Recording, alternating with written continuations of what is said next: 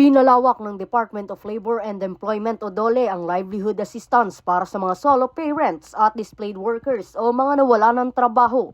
Ito ay alinsunod sa direktiba ng Marcos Administration upang magdala ng pag-asa sa mga manggagawang Pilipino, partikular sa rehiyon ng Calabarzon. Ayon kay Bureau of Workers with Special Concerns o BWSC DOLE Director Lailani Reynoso, ipinaasikaso nila sa DOLE Calabarzon na suriin ang pamumuhay at source of income ng mga mamamayan sa nasabing lugar. Bilang patunay, dalawa sa mga natulungan rito ay tulad ni Maricel Neri mula sa Calabarzon na hirap sa buhay sapagkat ang kanyang mga anak ay mayroong espesyal na kondisyon o Attention Deficit Hyperactivity Disorder o ADHD.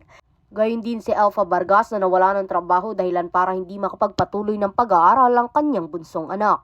Kaya naman, sa tulong ng DOLE, nitong December 8 lamang ay nakatanggap si Neri at Vargas ng livelihood packages, kasabay ng pagdiriwang ng ika-72 anibersaryo ng DOLE.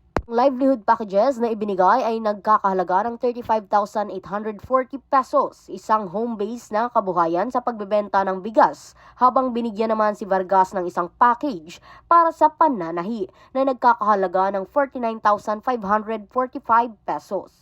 Bukod dito, inanunsyo naman ng DOLE ang pagtaas ng sahod sa mga minimum wage earners at kasambahay sa Cordillera Administrative Region o CAR na magiging epektibo simula ngayong December 30. Ito ay batay sa Wage Order Number CAR 24 kung saan ang minimum wage rate ay tataas na sa 505 pesos. Ito ay tumaas ng 35 pesos mula sa dating 470 pesos lamang na sahod ayon sa National Wages and Productivity Commission.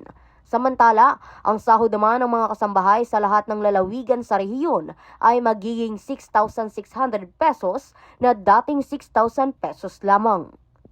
Reabel Medina, nag-uulat para sa Golden Nation Network.